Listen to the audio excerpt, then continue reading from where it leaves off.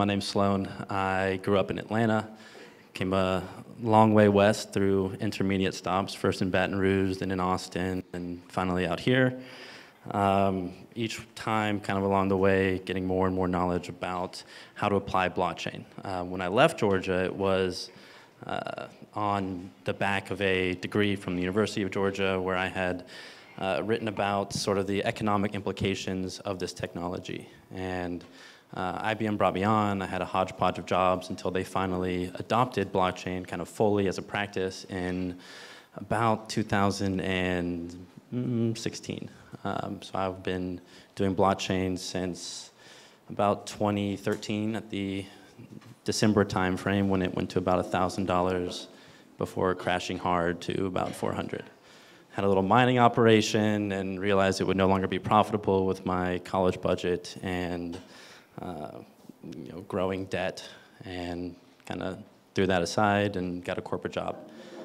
Thankfully, my passion led to work at IBM, and then the rise in these small investments in Ethereum and Bitcoin gave me an opportunity to jump out on my own and start a project I've been kind of very passionate about for the last couple months, Fr8 Network.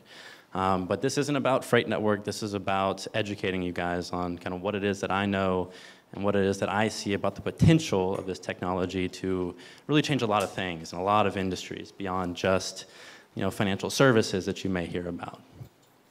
So let's dive in. Let's start with a little bit of history of money. Everybody probably has a little bit in their pocket, less and less these days, of cash. Cash is really just a piece of blended cotton that has some fancy designs on it that says, hey, we can denominate wealth or value or the exchange of goods and services in this many. It used to be backed by some commodities, but today it's really just a piece of paper. So let's talk a little bit about that. Money started off as something that people could use. It was a commodity. Early monies were salt, cows, a little hard to transport, but universally valued. Seeds would they'd become food, right? So you could bring seeds around. It was very portable, and they had value because you could grow them into something that you could eat. Salt was great. It was universally recognized as something that could preserve foods, but it was hard to transport in large quantities that were actually valuable because it would grow very heavy very quickly. All of these, again, can I get the slides? Were commodity monies. So we eventually grew out of salt, cows, and seeds.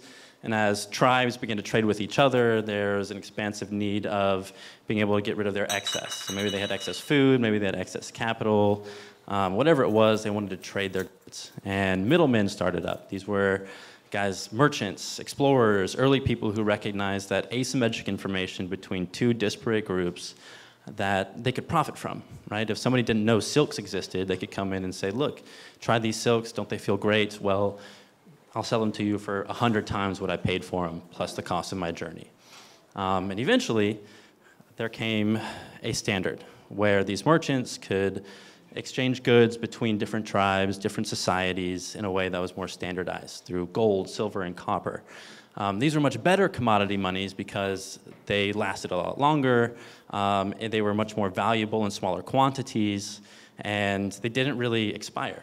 And so gold, silver, and copper eventually became a more generalized standard of a way to exchange goods. After a while, these merchants started accruing a lot of additional gold, silver, copper, and wanted to store them somewhere while they were out on their journeys to keep them safe.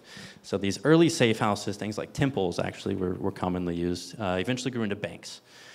These banks took advantage of the ability to write receipts as a way to grow their own wealth. And so if somebody stored copper, gold, silver, et cetera, into the bank, they would issue a receipt that said, you are allowed a certain quantity of gold in our chest if you present to us this receipt. So this is the very early form of paper. There were bearer bonds where you had to bring that physical piece of paper that was signed by a member of that safe house in order to redeem that good. Eventually, they realized that even though they issued all these paper receipts, not everybody was redeeming them all the time. So they had extra in the reserves, weren't really doing it, and they were collecting dust. So what would happen if they issued out loans? You know, assuming nobody comes in and takes all the gold out of their safes, they'd still be solvent. And the invention of fractional reserve banking is where we see the modern monetary economy. The growth of additional money supply, because a certain amount of gold in a safe would equivalent to a multitude of money in circulation.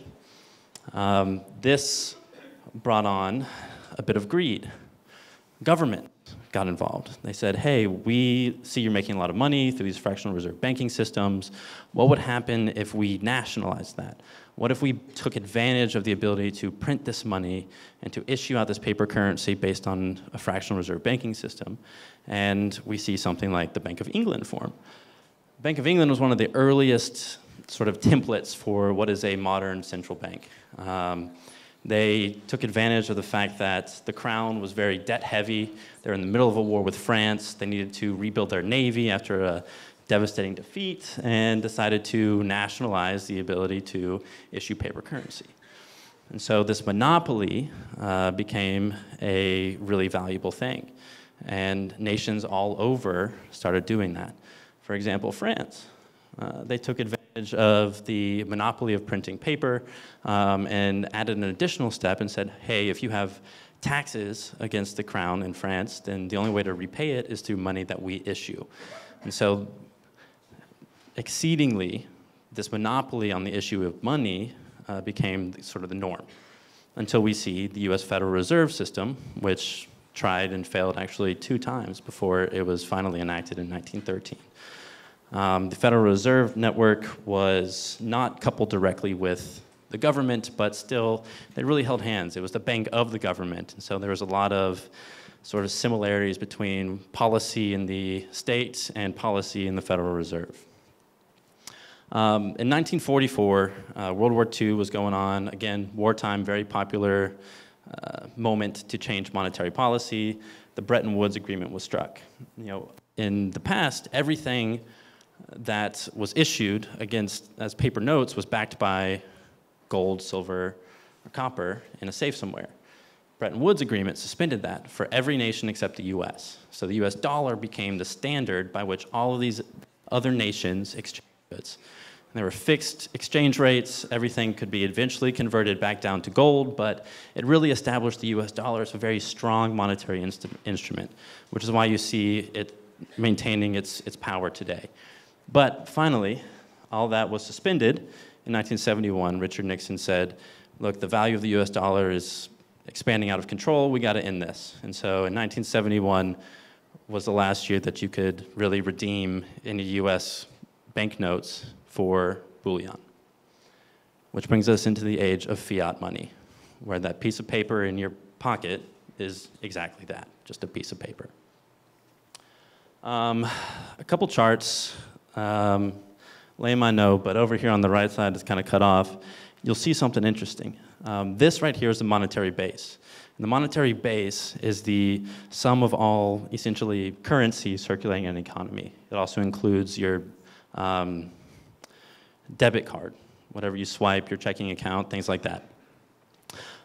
In 2008, you can see a pretty big spike. Has anybody heard of quantitative easing?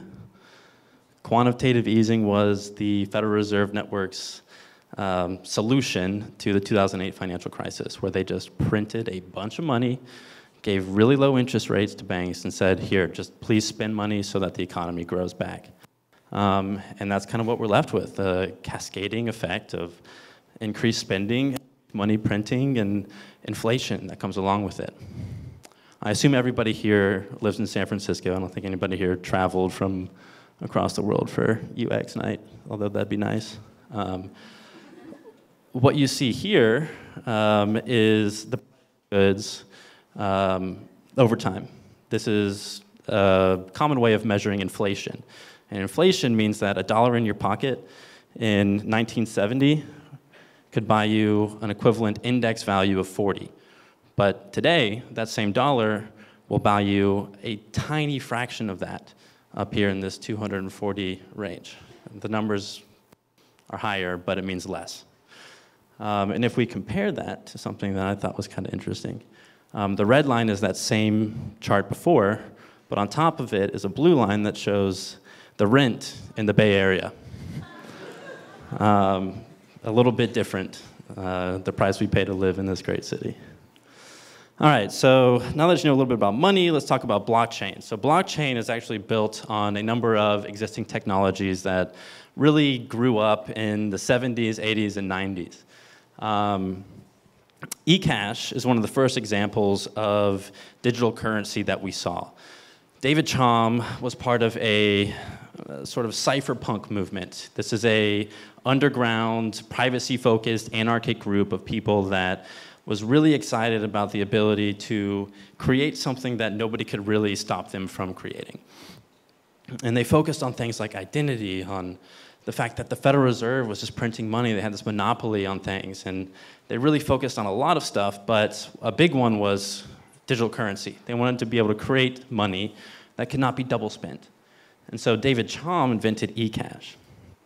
eCash was great. It was based on double-blind signatures. They had this cryptographic way of preventing double spending, but it didn't really catch on because Chaum was kind of an asshole.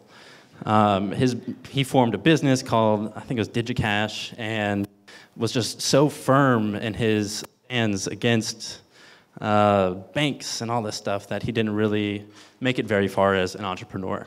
But we thank him because the things that he came up with were the basis for a lot of technologies that were built on top of it. I think we got, EGold came along in 1996, and it actually had some success. By its peak, it was processing about $2 billion of transactions. EGold was a way of exchanging gold-denominated account values online. So essentially, there was a bunch of gold in a bank somewhere, and then you were issued an equivalent amount of gold digitally through your account that you could trade amongst members of the EGold network. And it got shut down because people were doing money laundering through it, obviously, and was a good proof of value. I mean, people liked the idea of having digital dollars that they could spend. After that, we had Hashcash. So David Chaum, Adam Back were good buddies on the crypto mailing list. Hashcash came along and basically came up with a very interesting idea called proof of work. Who's heard of proof of work before? Who's done some study of Bitcoin, maybe heard the term proof of work? Proof of work is the mining algorithm, right, that creates Bitcoin. That's probably the simplest way I can describe it, but proof of work was invented by Adam Back as a way of preventing spammers from taking advantage of these email servers that were very common. Spammers would just shoot out spam to these servers that never really required them to prove anything. They didn't require them to do anything, and it was just a rampant issue. So Hashcash was invented to essentially tax the resource allocation of these servers. So if you wanted to send a bunch of emails, you would have to solve a couple of mathematical problems so that your computer is doing a little bit of work to consume the resources of another computer. And then Wei Day, on that same mailing list, the cypherpunk mailing list, wrote a little 2-page essay on some of the applications of Hashcash. One of them was effectively an early version of Bitcoin. He also came up with the idea of a proof of stake, which, so proof of stake, anybody heard of? Proof of work had a pretty good hand showing, but proof of stake is what Ethereum is hoping to move to, in a sense that if you're a miner, you're putting up a bond that says, I will give up my tokens if I'm wrong. And the network says you're wrong, your tokens are gone, so it's kind of an incentive mechanism to just be honest. He wrote about the idea of proof of stake first, and the derivations of his writings became the basis of Bitcoin. So cited in the Bitcoin white paper is Wei Day, Adam Back, and David Chaum. All of these people and all the technologies that they built became the basis of what is Bitcoin today. Now, we don't know who invented Bitcoin. He's still an anonymous developer or a group of developers or she. We really have no idea. But we did know that in 2009, January 3rd, they put kind of a political statement into the first block that was ever mined in the Bitcoin blockchain, called the Genesis block. And it was this statement right here from the Times. It said, "The chancellor is on the brink of second bailout for banks."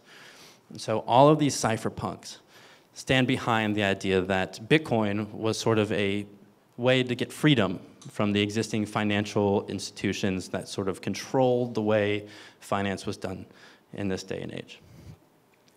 All right, so quick question. We've talked about commodity monies, we've talked about fiat monies.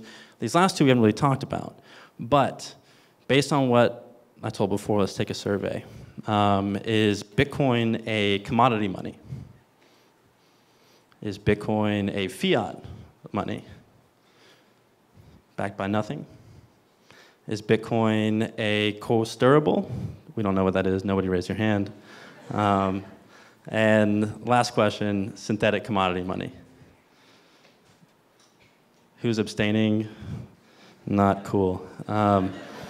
So it is a synthetic commodity money. So that's the academic in me giving you guys a little bit of a education on what we define Bitcoin in the academic circles. Synthetic commodity in a sense that, does it have non-monetary use? Not really. And is its scarcity absolute? Yes. There will only ever be 21 million Bitcoins issued in the current software definition. So, little while after Bitcoin took off in 2011, somebody took a look at what was happening in the space and said, there's some limitations here. It takes too long to process this payment. It's too expensive. The mining is, I don't know, it's a lot. So instead of Bitcoin, let's make sort of a digital silver. And that's really what Litecoin became. 2011, Charlie Lee said, Bitcoin has some limitations, so let's build another currency that fixed some of those. And it sort of took off from there. There was derivations of Bitcoin left and right. Dogecoin, meme coins, all these things became just rampant. There were websites where you just had to fill out a form, and you hit go, and you had your own cryptocurrency. And that was in 2012, 2013. Mastercoin was interesting because Mastercoin was the first ICO. It was a way of sending your Bitcoin to a particular address and receiving an alternative of Bitcoin as a result, that hopefully, as an investor, you would perceive greater value than what Bitcoin had. Smart contracts. I didn't really talk about this earlier because it's, while very important for the history of blockchain, I think it's more relevant in context of Ethereum. Smart contracts were most popularly written about by Nick Szabo. In 1997, this guy is a genius.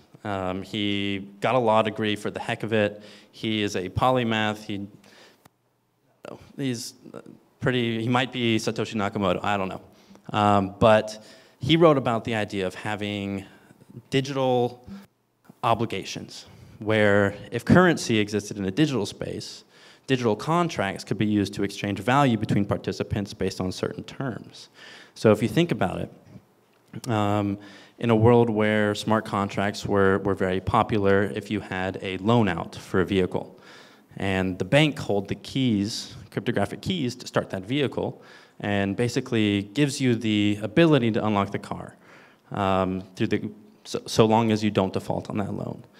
In the event that you do default, they can cancel the smart contract, trigger the inability for you with your keys to unlock that car, and then come repo the vehicle.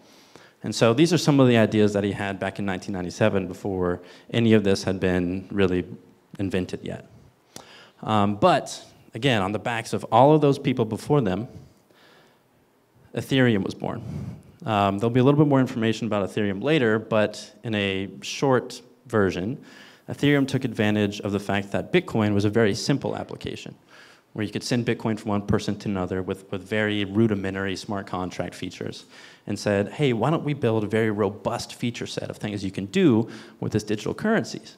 And so, not wanting to really co-opt the whole Bitcoin movement, altcoin movement, this guy, he was 19 at the time when he wrote the white paper, Vitalik. He got a group of developers together and invented Ethereum, which has become the second or third, depending on how Ripple's doing today, most popular cryptocurrency in the world. All right, so blockchain, smart contracts. You can do value transfer based on certain conditions. What can we do with that? What does that mean? Let's talk about some industries that we may be familiar with. Healthcare. How many of you have gone to a doctor's office in a new city and they asked you, have you been immunized? Have you had a tetanus shot? Have you had anything that you have no idea what the answer is and hoped your last physician could tell them? It's happened to me. I mean, I moved here 6 months ago, and it was a problem I faced. And blockchain has come around and said, with the ability to send data on certain conditions, you can set up a way to exchange healthcare information, peer-to-peer. And I got 5 minutes left, so I'm going to push through some of these last slides. Financial services. Instant settlement. So it takes maybe a couple days for your paycheck to get processed by your bank if you don't have direct deposit. You take a picture of your Christmas check, and it takes a couple days for that to go through. You swipe your credit card. It takes 3 days for the processing to happen. Blockchain shows a way to have instant settlement. If you trade any sort of financial instrument on the blockchain, then settlement can occur immediately, taking transaction processing from the norm today, which is T+2, which is time 0 plus 2 days, down to instant. Government. So this is one I'm pretty passionate about. A couple big government use cases include voting. So right now, these poll stations require paper ballots, require ID presentation, require a lot of things that are very inefficient. Waiting in line. Is there a way we can do this digitally? We have cell phones in our pocket. We have Facebook, we have Google, we have Twitter that can identify ourselves. Is there a way that we can start trusting the idea of this digital economy to handle things as important as voting? The answer is yes. There's a lot of people working on that today. Identity. So we mentioned before, to get polling done. Identity is a big opportunity. Moving cross borders, being able to show an app where you can scan this identity QR code. I'll let you designers figure out the best way to do that, but the answer is that the technology to make that happen has been built. All right, so last but not least, a little bit about the project I'm working on and why I think blockchain is so important for this sort of underappreciated industry. I'm pretty sure everybody here is wearing clothes. And all those clothes came from a truck, either overseas, here, manufactured here in the US, moved to you. But whatever it is, the trucking industry is very, very important for the modern economy. A little bit of history. So the first truck was built in 1899, yada, yada, yada. The interstate highway system was really what brought trucking into the mainstream. Before, it was all trains. You would move goods. You had very limited ability to get things from point A to point B. But in 1956, with the earmarked money, we finally built the interstate highway system. And from there, trucking culture boomed. CB radio was kind of like the outlaws of the 60s and 70s. It became very popular to be a trucker. There were movies made about it, yada. And middlemen sprang up to get those truckers' jobs. Those middlemen, it's a very common theme in blockchain to say, we're going to get rid of the middleman. And while we recognize the ability of blockchain to do that, we think it's unfortunate to completely disregard the value that these middlemen bring. So, with that, I'll go ahead and wrap it up. You can check out our project, Fr8.network, and I appreciate your attention. I'll turn it over now, I guess, to Andy.